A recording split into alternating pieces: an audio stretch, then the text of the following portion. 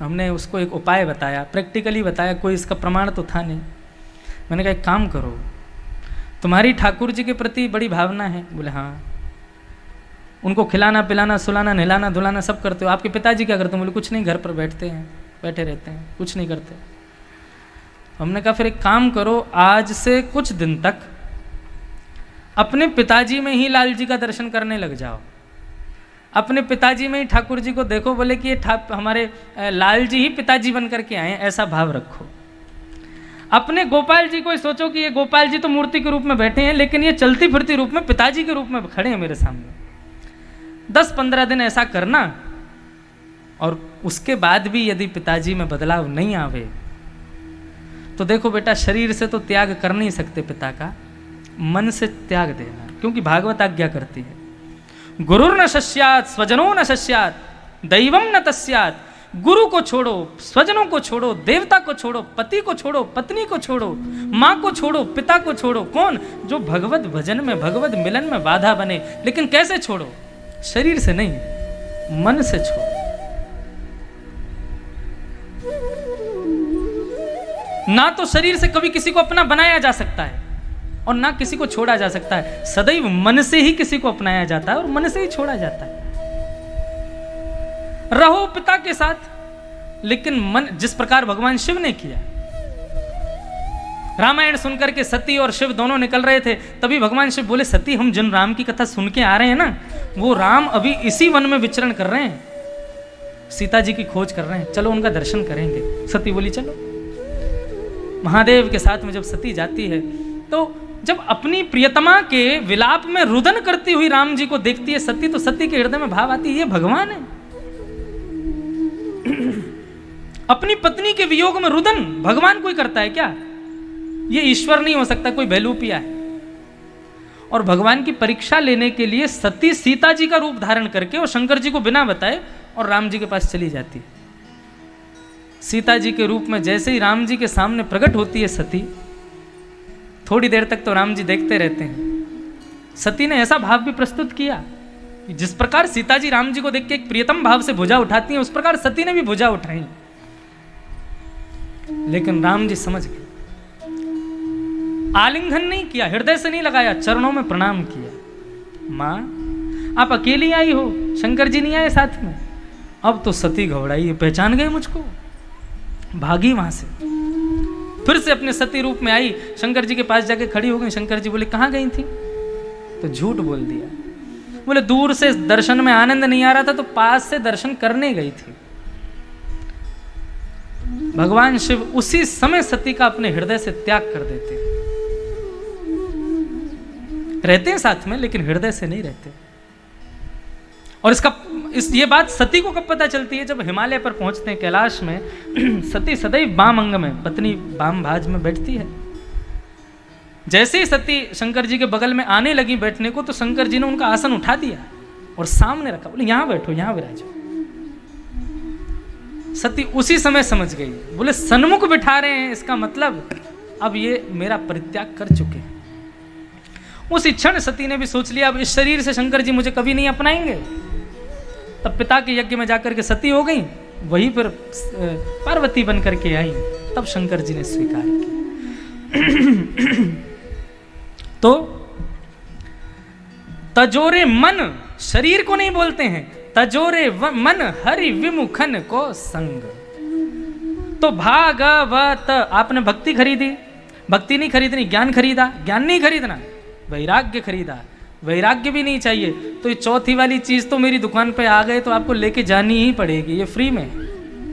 त्याग, ये तो आपको करना ही पड़ेगा।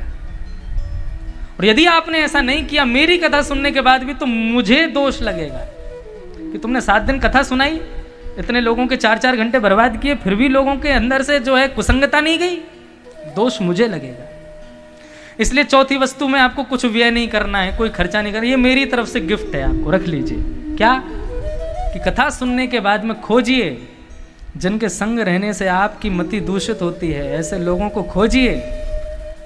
शरीर से भले ही रहना पड़े आसपास, लेकिन मन से छोड़ दीजिए, त्याग दीजिए। तजिए हरि विमुखन को संग। तो ये है भागवत त्याग।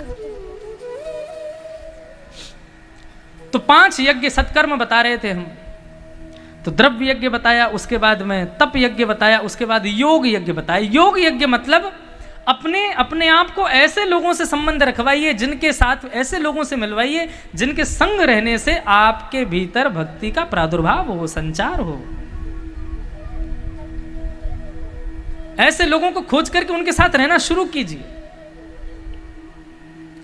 सत्संग यदि आप नहीं कर सकते, आपके जीवन में सत्संग नहीं आ सकता, तो बंधुओं कुसंग ना करना भी एक बहुत बड़ा सत्संग है।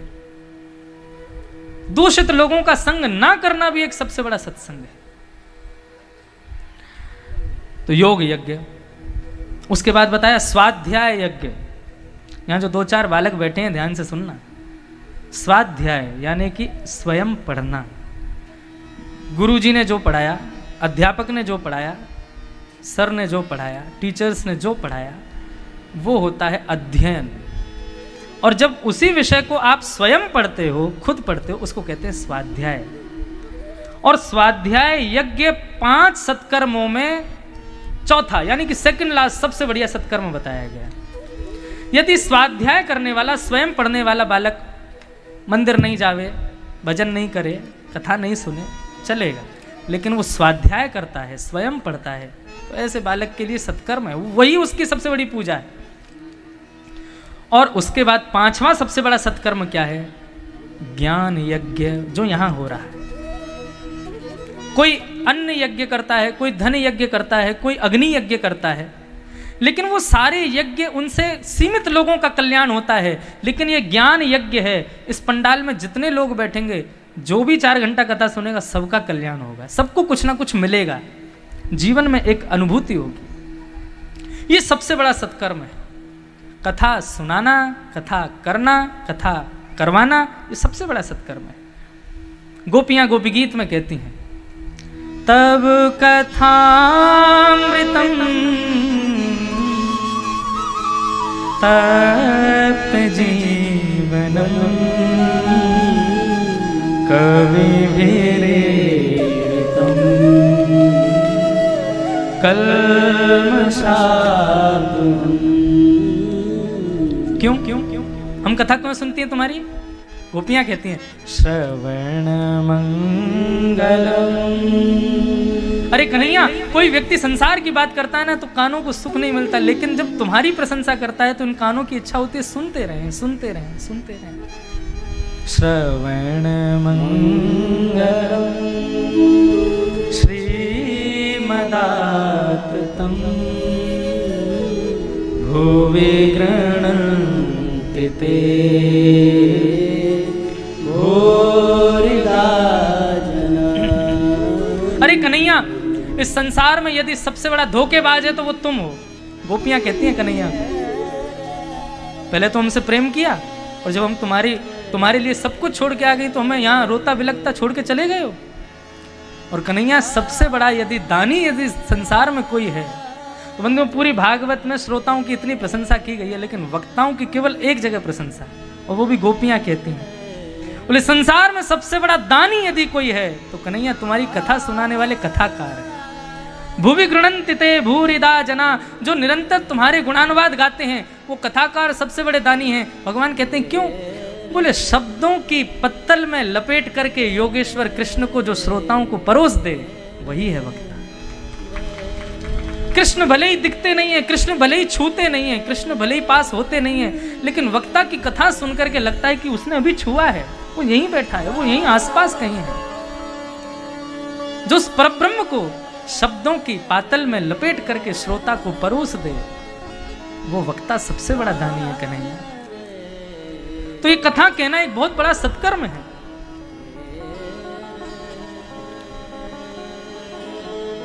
बहुत पढ़ने से कथा कहने लग जाए, नहीं है ऐसा। हाँ, बहुत अनुभव हो जाए तो कथा। हमारे पूज्य पिताजी महाराज वो कथा थोड़ी कहते हैं। अब कथा उनकी सुननी थी तो आप सुनते 25 साल पहले, अब तो वो अपना अनुभव बोलते हैं कथा में। अब तो वे अपना अनुभव सुनाते हैं।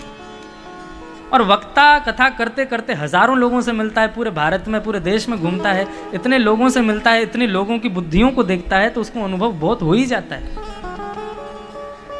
तो वह अनुभव भी कहते हैं, तो वह अनुभव भी एक शिक्षा प्रदक होता है।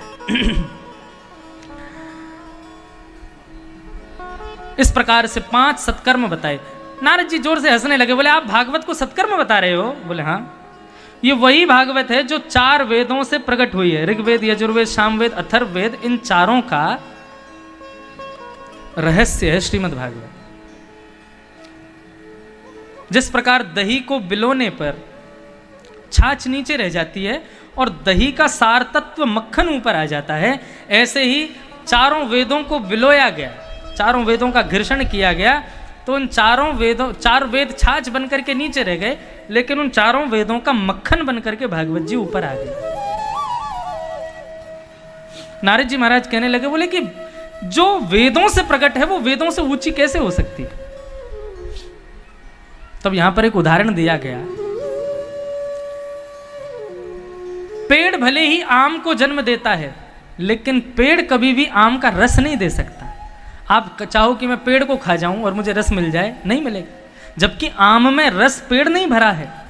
लेकिन फिर भी रस चाहिए तो आपको फल खाना पड़ेगा, पेड़ में नहीं मिलेगा। ठीक उसी प्रकार ये ऋग्वेद, यजुर्वेद, सामवेद, अथर्ववेद, चारों वेद जो हैं ये तो वृक्ष हैं, उनका फल क्या है? बोले श्रीमद् भागवत उनका फल है। रस तो इसमें ही मिलेगा, उनमें नहीं मिलेगा। जब इस प्रकार से बताया गया, तब श्री नारद जी महाराज ने हाथ जोड़ करके प्रणाम किया कि भाग्यो तेन बहुजन समजितेन सत्संगमं च लभते पुरुषो यदा वै अज्ञान हेतुकतमोहमदान्धकार नाशं विधाहि तदो दयते विवेक। भाग्योदयेन बहुजन्म समर्जितेन, एक जन्म का नहीं, अनेक जन्मों में आपने कोई पुण्य किए। कई बार ऐसा होता है हम कोई पुण्य करते हैं लेकिन उस पुण्य का फल हमको कुछ नहीं मिला। हम तो खूब भजन करते थे लेकिन फिर भी जीवन में दुख है, तो पुण्य जा कहाँ रहा है? पुण्य सब इकट्ठा हो रहा है, अब वो मिलेगा कब? बोले जिस दिन आप भागवत के पंडाल में बैठ करके श्रीमद् भागवत के श्लोकों को श्रवण करें, कथा का श्रवण करें, समझ लीजिएगा आपके पूर्वकृत पुण्य ही आपको कथा सुनवा रहे हैं, उन्हीं के फल में आप अपनी कथा सुन रहे हैं। इस प्रकार से श्री नारद जी महाराज ने प्रणाम किया और कहा कि महाराज अब ये सत्कर्म सबसे बड़ा यज्ञ है, तो ज्ञान और वैराग्य को युवान करने के लिए कथा ही की जाए। बोले करो, कहाँ करें? तब बताया, बोले ऋषिकेश के पास में एक आनंद नाम का, हमने वहाँ कथा की है, जहाँ का यहाँ उल्लेख है। अभी अकिंचन कथा लॉकडाउन के बीच में वहीं कथा करते, वहीं कथा हुई थी ऋषिकेश में, जहाँ पर सनक सनंदन सनातन सनत कुमारों ने नारद जी को सुनाई। वहीं पर कथा करने का अवसर मिला। पूरे ऋषिकेश में यदि गंगा जी शांत कहीं बहती हैं तो केवल वो इतना सा टुकड़ा है वहीं बहती हैं। क्यों बहती हैं? क्योंकि वहाँ कथा हुई थी इसलिए बहती। कथाएं तो बहुत सारी हैं, वहाँ पर राम जी ने तपस्या की थी इसलिए बहती, तो वहाँ कथा करने का अवसर मिला। आनंद वन उसको कहते हैं। तो आनंद वन में गंगा जी के तट पर सनक सनंदन सनातन सनत कुमार सबसे पहली भागवत की कथा होने जा रही है। ये 4 व्यास बने हैं, व्यास बनकर के व्यासपीठ पर बैठे हैं। देवता 33 करोड़ देवता पधारे हैं, ऋषि पधारे हैं, महर्षि पधारे हैं, देवर्षि पधारे हैं, राजर्षि पधारे हैं। कोई अपने शिष्यों के साथ आया है, कोई अपने बालकों के साथ आया है। महाराज जिसको खबर मिली कथा होने जा रही है सब पहुंचे हैं, और अकेले नहीं आ रहे हैं, कोई अपने सखाओं को लेके आ रहा है, कोई पड़ोसी को लेके आ रहा है, सब चलो कथा सुनने के लिए चलो। सब व्यासों के, 4 व्यासों के मध्य में हजारों असंख्य लोग बैठे हैं और श्रीमद् भागवत की कथा हो रही है। जैसे ही भागवत की कथा शुरू होने लगी, इतने में ही भक्ति ज्ञान वैराग्य जिनके लिए कथा हो रही थी वो तीनों प्रकट हो गए। भक्ति सुतौ तौ तरणौ गृहीत्वा प्रेमैक रूपा सहसा विरासि श्री कृष्ण गोविंद हरे मुरारे नाथेति नामानि वदन्ति भक्ति ज्ञान वैराग्य तीनों प्रकट हो गए। प्रकट होते युवान हो गए, युवान होकर नृत्य करने लगे। भक्ति महारानी ने नारद जी से कहा, अच्छा हमारे लिए कथा हो रही थी, हमको ही नहीं बुलाया, हमारे लिए आसन कहाँ है? नारद जी बोले, आपके लिए आसन बिछाने की जरूरत नहीं, ऑलरेडी बिछा हुआ है, कहाँ बैठना है? बोले, जितने भी वैष्णव जन कथा सुनने के लिए बैठे हैं, इन सबके हृदय रूपी आसन पर जाकर के, हे भक्ति महारानी आप विराजमान हो जाओ। निरंतरम वैष्णव मानसानी, इनके मन पर जाकर के आप बैठ जाओ। भक्ति महारानी तुरंत सबके हृदय में जाकर के बैठ गई और तब भागवत की कथा वहां पर सुनाई गई। बोलो भक्त वत्सल भगवान की। ये भागवत का प्रथम खंड महात्म का जो द्वितीय खंड है, अगला खंड है, वो हम लोग कल सुनेंगे। कथा का समय 2 से है 3 से 2 से 5 कथा का समय है, लेकिन 2 बजे कथा में आने का समय मेरा है, आपका नहीं है। आपका आने का समय 1:30 बजे है। 1:30 बजे आइए, अपना स्थान ग्रहण कीजिए, प्रेम से भाव से सब लोग यहाँ हनुमान चालीसा का पाठ कीजिए और एक स्थान को चुन लीजिए, जहाँ आज बैठे रोज वहीं बैठिए। स्थान आसन की बहुत महिमा है। 2 मिनट बड़े प्रेम और भाव से हरिस्मरण करते हुए आज की कथा को विराम देंगे।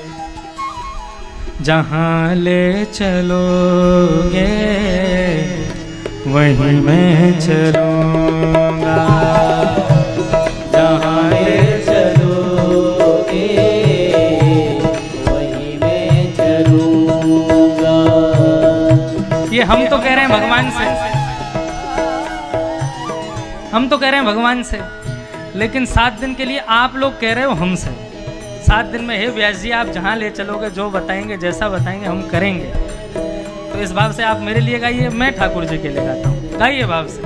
जहाँ ले चलोगे वहीं मैं चलूँगा, जहाँ ले चलोगे वहीं मैं चलूँगा। ओ जहाँ नाथ रख दोगे, जहाँ नाथ रख दोगे, जहाँ नाथ रख दोगे, जहाँ नाथ रख दोगे वहीं मैं रहूँगा, जहाँ ले चलोगे वहीं मैं चलूँगा, जहाँ ले चलोगे वहीं मैं चलूँगा। श्री राधा रमण लाल की जय।